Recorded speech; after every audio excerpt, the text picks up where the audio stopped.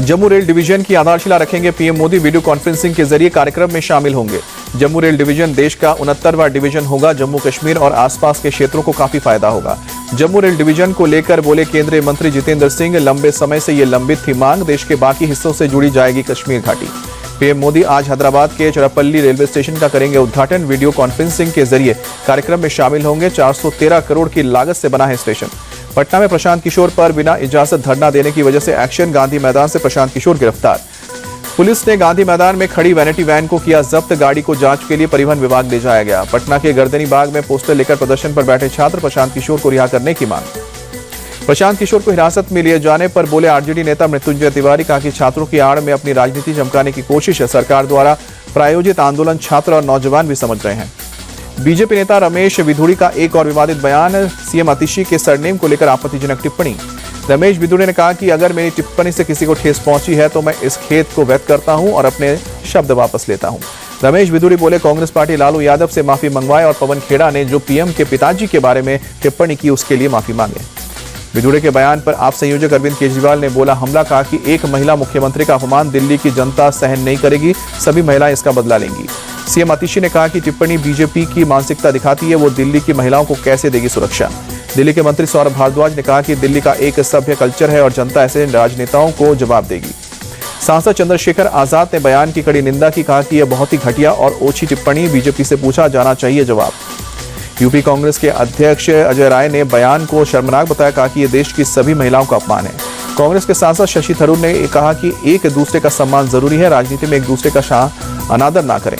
कांग्रेस सांसद किशोरी लाल शर्मा ने कहा कि बयान बहुत निंदनीय है, इसके मैं पुरजोर भर्त्सना करता हूं। दिल्ली बीजेपी अध्यक्ष वीरेंद्र सचदेवा ने कहा कि इस तरह की टिप्पणी से बचना चाहिए, लेकिन कांग्रेस को अपना दोहरा व्यवहार छोड़ने की जरूरत। केंद्रीय मंत्री गिरिराज सिंह बोले लालू यादव को हार का डर, इसीलिए वो सीएम नीतीश के आगे घुटने टेक रहे हैं। लालू यादव के ऑफर पर सीएम नीतीश कुमार बोले गलती से 2 बार उनके साथ चले गए थे, लेकिन अब फिर पुराने साथियों के साथ हैं। सीएम नीतीश ने लालू यादव के कार्यकाल को याद किया, कहा कि शाम के बाद कोई घर से निकलता नहीं था, आरजेडी ने कोई विकास का काम नहीं किया था। सीएम नीतीश के बयान पर शरद गुट के नेता जितेंद्र आव्हाड ने चुटकी ली, बोले कि तीसरी बार भी वो यही गलती करेंगे।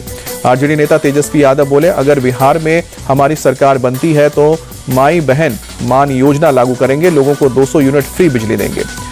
यूनियन कार्बाइड के जहरीले कचरे पर आज हाईकोर्ट में स्टेटस रिपोर्ट रखेगी एमपी सरकार। हाईकोर्ट ने कचरे को हटाने के लिए दिया था 6 जनवरी तक का समय।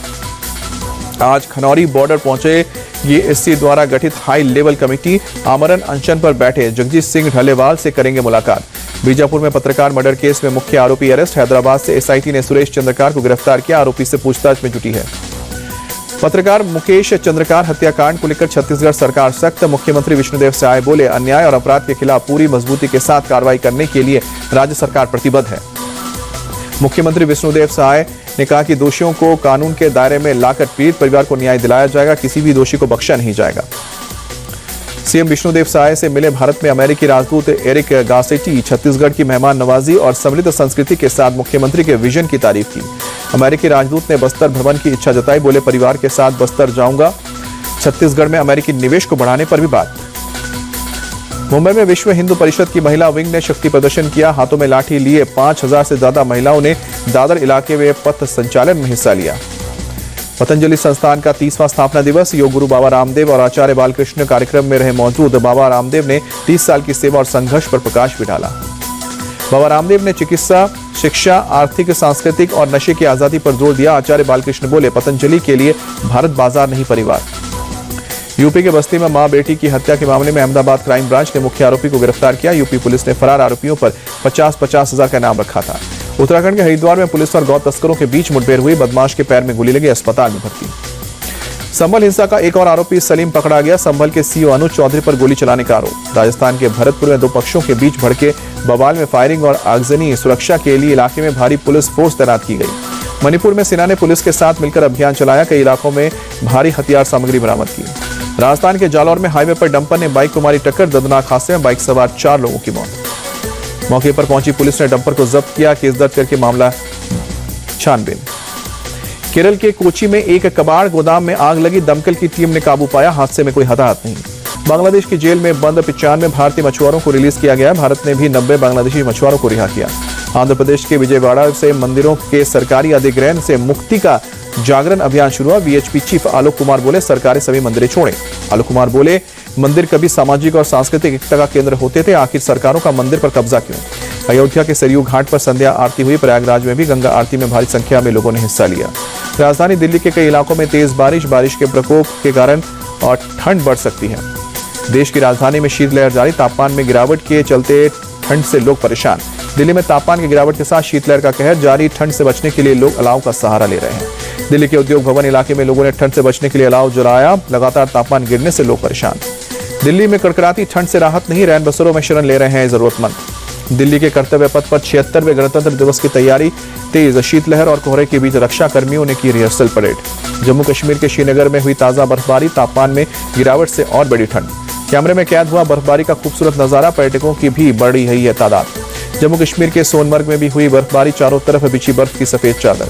बर्फबारी के बीच मस्ती करते नजर आए पर्यटक। जमकर उठा रहे हैं बर्फबारी का लुत्फ। ताजा बर्फबारी के बाद श्रीनगर एयरपोर्ट पर जमा हुई बर्फ सेना ने रात भर बर्फ को हटाने का काम किया। जम्मू कश्मीर के गुलमर्ग में भारी बर्फबारी। पर्यटकों ने जमकर लुत्फ उठाया। जम्मू कश्मीर के पुंछ में ताजा बर्फबारी। फ्रीजिंग पॉइंट के नीचे हुआ पारा। लोगों ने लिया अलाव का सहारा। बिहार की राजधानी पटना में 11 जनवरी तक कक्षा 8 तक के स्कूल बंद रहेंगे। बढ़ती ठंड की वजह से फैसला लिया गया है। उत्तर प्रदेश के सीतापुर में कोहरे और शीतलहर का कहर आम जनजीवन को प्रभावित कर रहा है। कोहरे की वजह से विजिबिलिटी रही है कम। आने वाले दिनों में और परेशानी। यूपी के मुरादाबाद में दिखी कोहरे की मोटी चादर। विजिबिलिटी कम होने के चलते धीमी हुई वाहनों की गति। यूपी के मुरादाबाद में ठंड से बचने के लिए रैन बसेरों में पहुंचे लोग ठंड से बचने के लिए ले रहे हैं सहारा। यूपी के कानपुर में छाई कोहरे की परत। ठंड के चलते लोग राहत के लिए अलाव जला रहे हैं। यूपी के प्रयागराज में छाया घना कोहरा। शीतलहर के चलते बड़ी ठंड। विजिबिलिटी कम। यूपी के लखनऊ में छाई कोहरे की मोटी परत। पूरे शहर में ठंड का प्रकोप। प्रयागराज में महाकुंभ के उत्सव से पहले छाई कोहरे की परत। 13 जनवरी से 26 फरवरी तक होगा कुंभ का आयोजन। यूपी के आगरा में धुंध की चादर में लिपटा ताजमहल। शहर के कई हिस्सों में कोहरे के चलते विजिबिलिटी काफी कम। जयपुर में शीतलहर का प्रकोप जारी। गिरते तापमान के कारण लोग अलाव का सहारा लेते दिखे।